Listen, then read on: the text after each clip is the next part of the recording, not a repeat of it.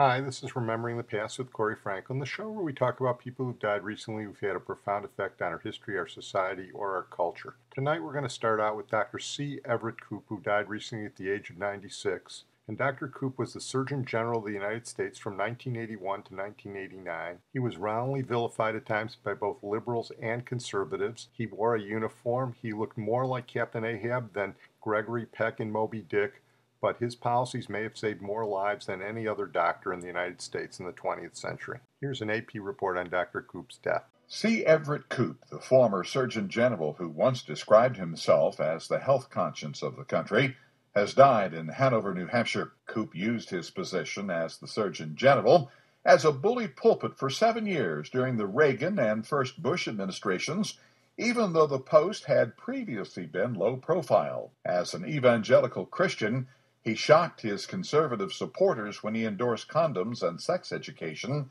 to stop the spread of AIDS. A former pipe smoker, he also carried out a crusade to end smoking in the U.S., hoping to end it by 2000. And he said cigarettes were as addictive as heroin and tobacco. Out of office, he switched to business suits and bow ties, but continued to promote public health causes, from preventing childhood accidents to better training for doctors. I think the reporter was right. Cigarettes are as addictive as tobacco. Anyway, Dr. Koop was a pediatric surgeon. We're going to talk a little bit about his most famous role in that regard in a minute, but here he talks about how he got the job as Surgeon General. I turned down the offer to be Surgeon General 3 times before my wife finally convinced me that I better do what was on the schedule for me. Were there days that you didn't feel like thanking her for that? No, the first 11 months, I have to tell you, were pure hell. Because I didn't have a friend in Washington, and I had all sorts of people who would spend as much money as they had to keep me from being the Surgeon General, because I was a threat to them, usually for the wrong reasons. I came to Washington, I hate labels, and I came to Washington covered with labels. And every time my name was mentioned in the paper, all the labels were into quotation marks following my name. That wasn't pleasant at all, because I wasn't any of those things. But once the confirmation process was over, those were the happiest days of my life. That was a marvelous job, and if I had the stamina to do it again, I'd like to try. Dr. Koop isn't exactly clear about it there, but the label he was talking about that he came to Washington with was as a conservative, because he was nominated by President Ronald Reagan, and he had a conservative history. And in fact, his first brush with the media was as a conservative, with the baby doe law. The law was a 1984 amendment to the federal child abuse law, which barred hospitals that receive federal funds from withholding medical treatment, including nutrition, from babies born with disabling conditions. The only exception was treatment judged to be futile in babies with irreversible coma. Dr. Koop stirred the nation by publicly commenting on the case of a Bloomington, Indiana baby born with esophageal atresia as a result of Down syndrome. Esophageal atresia is basically where the esophagus doesn't form in a newborn, and unless it's repaired surgically, the baby dies of starvation. In this case, the parents of the baby boy, designated baby doe in court papers, refused surgery. Dr. Koop, who had performed the surgery many times, said the surgery was not particularly risky. The parents' decision to withhold treatment, he argued, was made because this child had severe mental impairment. The whole thing spurred President Reagan to support legislation for newborns, and Congress quickly followed with the baby doe legislation. This earned him greater enmity from liberal groups, but all that was quickly overwhelmed by the AIDS epidemic, and here Dr. Koop talks about his role in the AIDS epidemic. And I was taking care of AIDS patients in Chicago and teaching medical ethics when all this was going on, and I can pretty much support that what he's saying is pretty much spot on. In the AIDS epidemic, he confounded the liberals by supporting their position over the conservatives. Let me start by saying I gave a lecture in Atlanta a couple of weeks ago, and the Centers for Disease Control is there, and I was talking to one of their chiefs, and he said something that I have believed myself for a long time, but it was very nice to hear it from him. He said, "I don't know, Chick, where AIDS would be today if you hadn't been where you were when you were." I went into office as the Deputy Assistant Secretary for Health in March of 1981, and in June, the first cases of AIDS were presented to us. We didn't call it AIDS then, but they were all homosexual men, and they had a very peculiar type of pneumonia that nobody around the table had ever seen except me. And then in September, they presented 23 cases of homosexual men who had a peculiar type of sarcoma called Kaposi sarcoma, again, which nobody had seen except me, and I'd only seen one case. And to suddenly have 23 cases in one city was overpowering. And all of a sudden, AIDS was on us, and we had this tremendous lack of knowledge because we didn't know what caused the disease. We didn't know how to test for the disease. We didn't know it was passed by blood. But it became associated with drug abuse, with sexual promiscuity, and with IV drug paraphernalia. And a huge number of the conservatives in this country said they deserve what they got. Just ignore them and let them die. Well, you can't be a doctor and do that. You can't be the Surgeon General and do that. I'm the Surgeon General of the moral and the immoral, the males and the females, and you treat them as you would any patient that comes to you for help. If I had known more about what the Surgeon General was supposed to do, I probably would have been too timid to do some of the things that I did. I stepped into a job that nobody gave me. I became, more or less by circumstance and pressure, the government spokesperson for AIDS. And in so doing, I was able to stop the hysteria, because people would have thought in those days that if I picked up your wristwatch strap, I could get AIDS. If I drank out of your glass, I could. If we shook hands, I could. If I used your typewriter, we could. I made it very clear in the report Mr. Reagan asked me to write for the people how you did not get AIDS. That was a tremendous benefit to the public. And how you did get AIDS. And I made the point that we were fighting a disease and not the people who had it. You said I caused controversy. Everything I ever said caused controversy. That's because of the nature of the job. If we had an anthrax scare here in Chicago tonight and the Surgeon General said, this is what I think you should do, he'd split the public. Half would say he's crazy, the other half would say, isn't it good we've got that man doing this job? And the interesting thing is these people who are against you and these are for you, next week might change sides when you say something else.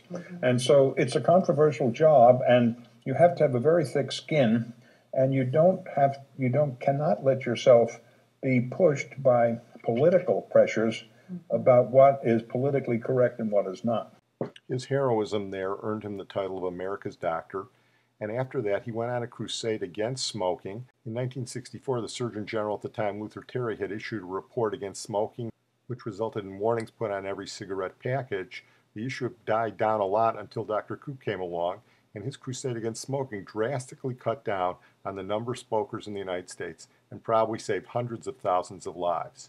Oh, and about the uniform. We have essentially copied the uniform of the Navy, although we reserve the right to do some things that we will. And I always wore the uniform at any time that I was doing something where I was the Surgeon General of the United States. It had just the effect that I wanted, and eventually I got control of the whole Commission Corps. Then I really put in some rules and regulations, and if you went to Washington today and watched the Public Health Service, you'd see that most of them who can wear a uniform and are not working in an operating room or something like that are wearing it, and it does a tremendous amount for morale, but it also does an awful lot for the people that we serve. Dr. C. Everett Koop, America's Doctor. We're going to talk briefly about Damon Harris, who died recently at the age of 62. He joined the Temptations after their great falsetto Eddie Kendrick left the group. He was only there 4 years, but he sang falsetto on the Temptations' greatest record from the decade of the 1970s. Papa was a Rolling Stone. Hey Mama, I heard Papa calling stuff a jack of all trades. Tell me, is that what the Papa doing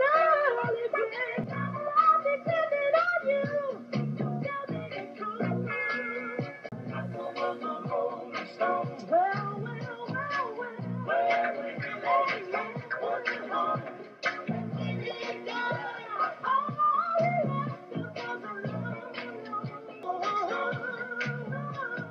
Well, from there we're going to close with the great concert pianist Van Cliburn, who died recently at the age of 78. Van Cliburn was out of Fort Worth, Texas. He was classically trained on the piano, especially in Tchaikovsky and Rachmaninoff, by his Russian teacher. He was good looking. In 1958, he won the Tchaikovsky competition in Moscow. Khrushchev had to make the final decision to give him the award. This was at the height of the Cold War, 6 months after Sputnik, and he became a hero in both the United States and Russia. He then became a symbol of the Kennedy era of Camelot. He was invited to the White House. He became a favorite of Jackie Kennedy. He was on Edward R. Murrow. His face was everywhere. The Russians, who take their classical music more seriously than the Americans, loved him also. They called him Van Cliburn. Khrushchev loved him too. It seemed like Van Cliburn's career could only go up. He was a rock star before the Beatles, but by the time of the Kennedy assassination, his popularity was drying up, and he stopped playing classical piano for 15 years after that, and his career never reached the heights the initial promise indicated. It was the classical case of too much too soon, and here's a PBS report on Van Cliburn.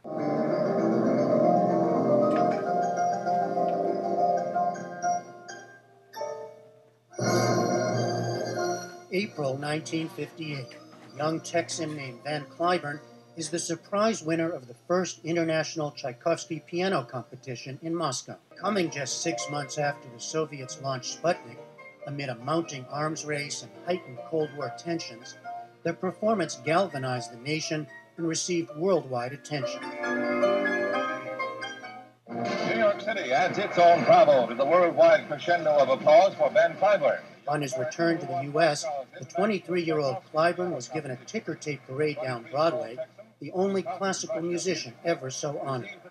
I was amazed, and I said, well, but this may be, hopefully, the grandest moment, or a grand moment, for classical music. 50 years later, Van Cliburn lives in a grand home just outside Fort Worth, still very much the tall Texan, as he was so often described back then. He was recently feted by friends with a grand anniversary gala. Classical music, classical art is forever. And he says he remembers every detail of his experience in Moscow. I got off of the plane, and there was this very lovely, gracious, nice lady, Henrietta Belayeva, and I still know her to this day. And she said, Mr. Van Cliburn, welcome to Moscow. So all the time I was there, I never told them that in this country we pronounce it Van Cliburn. So I have two names, Van Cliburn and Van Cliburn. The history was that this was the very first competition they had in Russia. It was very exciting, particularly for me to see the jury. It was an unbelievable jury. Shostakovich, Emil Gilov, Sviatoslav Richter. I mean, it was just unbelievable. That was frightening. The jury was more frightening than the audience.